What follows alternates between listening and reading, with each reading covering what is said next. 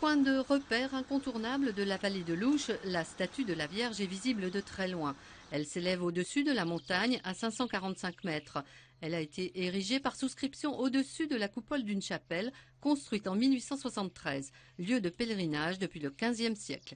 Il y a 5 ans, la main droite de l'enfant Jésus est tombée de la statue. Cet incident révèle l'urgence et l'ampleur des travaux à réaliser, le monument étant exposé aux vicissitudes climatiques. La partie chapelle qui a été construite en pierre gélive et au fil des années, les hivers générant du gel, on a un éclatement de la pierre et des chutes en conséquence. Et puis le deuxième problème, c'est celui de la statue qui, elle, a été réalisée en fonte et qui représente un morceau global de 10 tonnes, 8 mètres de haut, et sur lesquels il y a un effet de corrosion qui s'opère.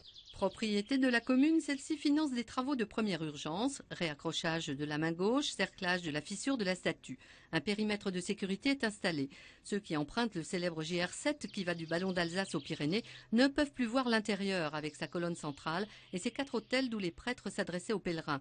Curieusement, la pierre utilisée pour cette colonne est saine.